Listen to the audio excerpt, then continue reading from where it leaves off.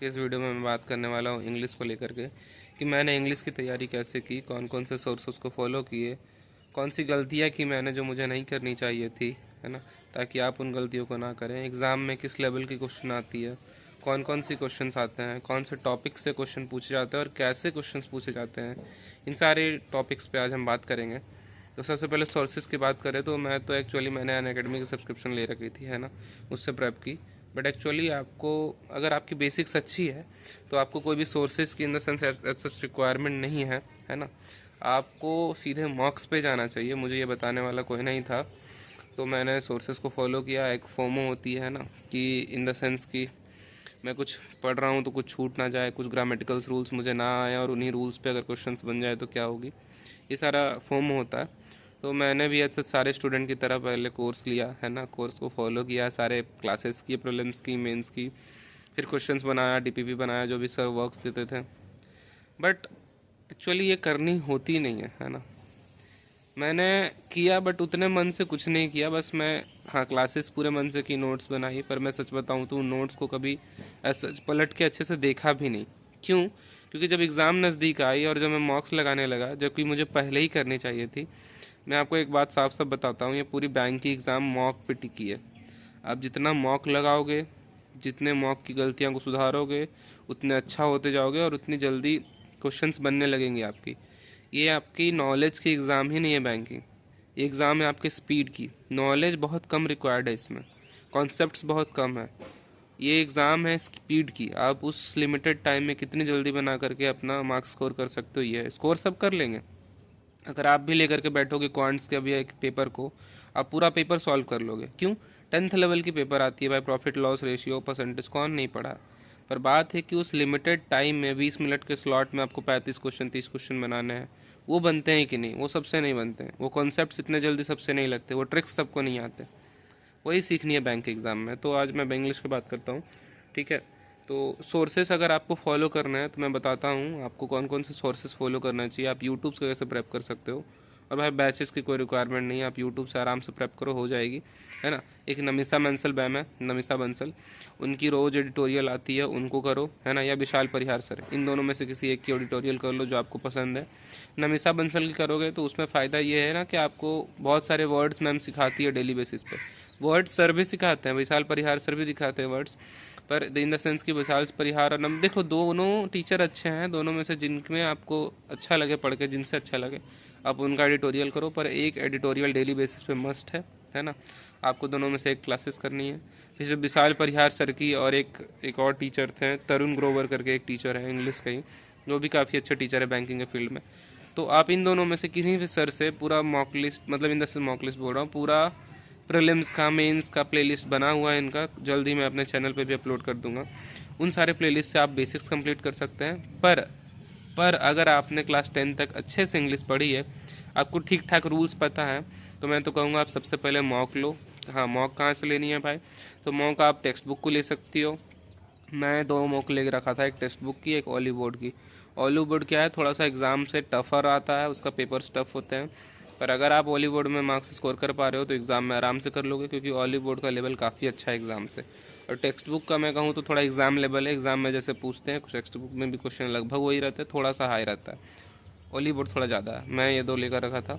कुछ लोग गाइडली भी रखते हैं, पॉकेट इन द सेंस एक स्मार्ट कीड़ा उसका रखते हैं। तो सारे मैं दोस्त लोग ने स्मार्ट कीड़ा से भी किया है, मैं तो नहीं दिया हूँ, पर कहते हैं वो भी अच्छा है, तो आप वो भी ले सकते हो।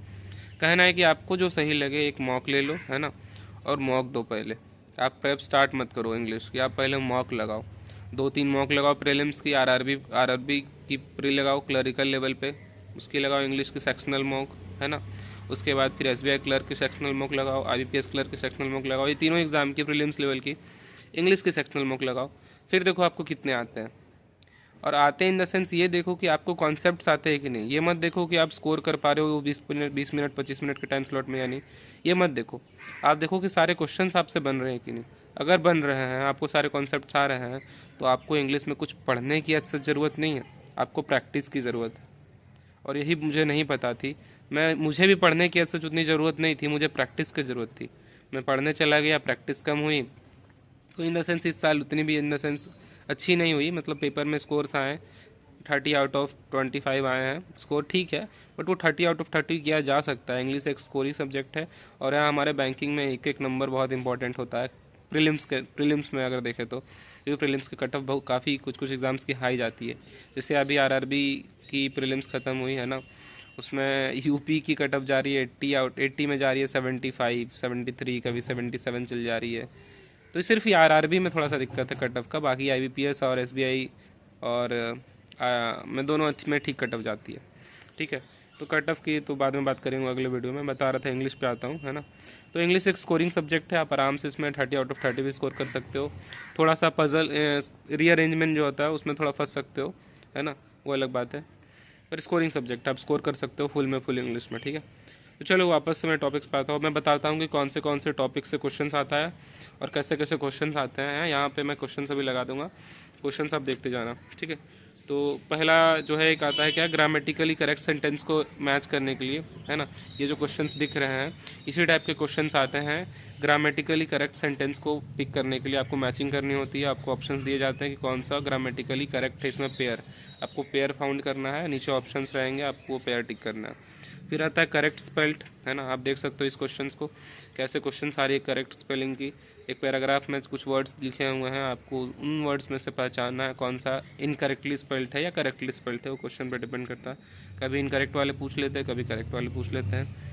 वर्ड फिलर्स आते हैं, जैसा कि आप देख सकते हो, एक पैराग्राफ दिया जाएगा, एक पैसेज दिया जाएगा। कभी कभी पैसेज वाला भी वर्ड फिलर आता है, सेंटेंस वाला भी आता है। पैसेज में इन द सेंस की उसको एक पैसेज रहेगा, उसमें 5 ब्लैंक्स रहेंगे, पांचों ब्लैंक्स के लिए आपको अलग अलग ऑप्शंस रहेंगे, वो पैसेज वाला वर्ड फिलर हो गया, है ना, जिसको क्लोज टेस्ट भी कहते हैं कभी कभी लोग, है ना। और एक सेंटेंस वाला हो गया जो इंडिविजुअल सेंटेंस में आता है, जैसे कि इस क्वेश्चन में आप देख पा रहे हो। उसके बाद आता है वर्ड यूजेज, है ना, कि कौन सा वर्ड, मतलब एक वर्ड दिए जाएंगे और कुछ सेंटेंसेस दिए जाएंगे, कभी 2 कभी 3, जैसा कि आप देख सकते हो इसमें 2 सेंटेंसेस है ना। तो आपको पता करना हो कि वर्ड कहाँ सही सही यूज़ हो रखा है। फिर आता है air detection in parts, in the sense कि एक पार्ट दिया हुआ है, एक सेंटेंस दिया हुआ है, उसमें कुछ पार्ट्स को डिफाइंड है कि ये पार्ट तो ट्रू ही है, डिफाइंड है, इसमें कोई इनकरेक्ट नहीं है, ग्रामेटिकली कुछ भी इनकरेक्ट नहीं है इस पार्ट में। पर बाकी के जो पार्ट्स है उसको देखो डिवाइड कर दिया गया है, उनमें कहीं ना कहीं ग्रामेटिकल एरर है। ये वाले क्वेश्चंस आते हैं। फिर कॉम्प्रीहेंसन के क्वेश्चन आते हैं। कॉम्प्रीहेंसन इन द सेंस कि आपके पैसेज हो गए, पैसेज भी 2 टाइप के, एक बताया वर्ड फिलर वाला और एक होता है नॉर्मल पैसेज। नॉर्मल पैसेज जो होता है उसमें एक पूरी एक स्टोरी बनाई हुई होती है, उन स्टोरी पे बेस्ड क्वेश्चंस होते हैं 8 से 10 प्रीलिम्स लेवल पे। मेंस लेवल पे 5-6 क्वेश्चंस होते हैं, है ना। ये मैं प्रीलिम्स का भी वीडियो बना रहा हूँ, प्रीलिम्स में क्या क्या आता है। मेंस में भी लगभग यही सारे टॉपिक्स हैं, उसका लेवल अच्छा हो जाता है क्वेश्चंस का, है ना। ये दिक्कत है, और ये अंतर है मेंस में। ये आता है वर्ड स्वैप के क्वेश्चंस, देख सकते हो आप कैसे हैं, मतलब 4 वर्ड को बोल्ड कर दिया गया सेंटेंस में, और इसी को स्वैप करना है, इन द सेंस वो वर्ड्स को इधर उधर करनी है सेंटेंस की करेक्ट मीनिंग निकालने के लिए। फिर हो गए एयर डिटेक्शन के क्वेश्चंस, है ना। फिर एक आता है कि करेक्ट सेंटेंस फाइंड करनी होती है, उसका भी मैं एग्जांपल्स नहीं कर पाया हूँ, तो एक वो आती है, मैं बता दे रहा हूँ, है ना। और रीअरेंजमेंट आती है, रीअरेंजमेंट 2 तरह से आती है। एक तो हो गई ये पैसेज वाली, उसका अभी एग्जांपल्स नहीं मिल पाया तो अभी नहीं लगा रहा हूँ। एक तो इंडिविजुअल वाली आती है, मैं अभी लगा दे रहा हूँ। इंडिविजुअल वाली आती है ना, छोटे छोटे सेंटेंसेस रहते हैं इंडिविजुअल वाले में, वो थोड़े आसान होते हैं। पर जो थोड़ा सा लेंदी वाला आता है, जैसे कि 5 सेंटेंस बड़े बड़े आ गए, उसमें थोड़ा सा दिक्कत होता है, उसमें नंबर्स जाते हैं कभी कभी। कॉन्फिडेंस रहता है, पर आप सही भी बना लोगे ना तो कभी कभी कॉन्फिडेंस उतनी नहीं आती है कि हाँ ये सही है पाँचों की पाँचों। तो ये सारे टाइप्स के क्वेश्चंस आते हैं इंग्लिश में, है ना। मैंने सारे के एग्जांपल्स भी लगा दिए हैं, आप देख लो, वीडियो पॉज करके वापस से बैक करके भी रिवाइंड करके देख लो कि क्वेश्चंस कैसे पूछे जा रहे हैं, है ना। आपके एग्जाम्स में भी यही क्वेश्चंस आएंगे। तो आप देखो, अगर आप इन द सेंस इस क्वेश्चन को भी पढ़ के देख सकते हो, सारे प्रीलिम्स लेवल के क्वेश्चंस मैंने लगाए थे। अगर आपको ये आ रहे हैं, या फिर इनमें से मैक्सिमम भी आ रहे हैं, या फिर मैंने जो इन द सेंस 8-10 तरह के एग्जाम्पल्स दिए हैं, इसमें से 6-7 भी आ रहे हैं, तो भाई आपको क्लासेस की ज़रूरत नहीं है, आपको प्रैक्टिस की ज़रूरत है और मॉक की ज़रूरत है। आप मॉक लगाओ, उसमें पता चलेगा कि आपका कौन सा टॉपिक वीक है ना। इंग्लिश में 3-4 टॉपिक्स ही हैं जो आपको पढ़ने होते हैं, मैं उन पर भी बात करूँगा। आज वीडियो लंबी हो जाएगी तो आज यहीं रखने देता हूँ। मैंने इस वीडियो में कवर करने की कोशिश की कि किस किस टाइप के क्वेश्चंस आ रहे हैं इस बैंक के एग्ज़ाम में इंग्लिश के रिलेशन में, और कैसे तैयारी करनी है आपको। सोर्सेस मैंने बता दिए कि क्या फॉलो करनी चाहिए आपको। मैंने आपकी गलतियाँ भी बता दी कि मैंने गलतियाँ की कि मुझे क्लासेस नहीं करनी चाहिए थे, पर मैं फोमो में क्लासेस कर लिया जिसकी रिक्वायरमेंट नहीं थी। मुझे एक्चुअली मॉक लगानी चाहिए थी अच्छे से शुरू से ही, पर मैंने मॉक लास्ट में लगाई, जो कि मेरे शुरू से लगानी चाहिए थी क्योंकि इंग्लिश मेरी ठीक ठाक थी। तो ये मैंने गलतियाँ की जो आपको नहीं दोहरानी है। आप पहले आप देख लो कि आपका लेवल कैसा है, आपकी इंग्लिश अच्छी है कि नहीं। मॉक में अगर आपके स्टार्टिंग में 30 नंबर में 15-20 नंबर आ रहे हैं या फिर 20 से प्लस आ रहे हैं, तो भाई आपको कोई भी क्लासेस की ज़रूरत नहीं है। आप टॉपिक रिलेटेड पढ़ाई करो कि आपका मान के चलो कि आपका एयर डिटेक्शन में दिक्कत हो रहा है, या फिर इन द सेंस की जो क्वेश्चन आ रहे हैं वो टेंस बेस्ड क्वेश्चन थे तो उसमें गलती हो गए, तो आप ग्रामर के उस पार्ट का क्लासेस करो जिसमें आपकी मोस्टली गलती हो रही है, ना कि आप पूरा ग्रामर पढ़ने बैठ जाओ 2-3 महीने को लेकर के। ये नहीं करनी है, ठीक है। और कोशिश करूँगा सारा प्लेलिस्ट अपडेट करने का, अभी थोड़ा टाइम नहीं मिल रहा तो प्लेलिस्ट नहीं बना पा रहा, पर जल्दी बनाऊँगा। आज के लिए बस इतना ही। Have a nice day, take care.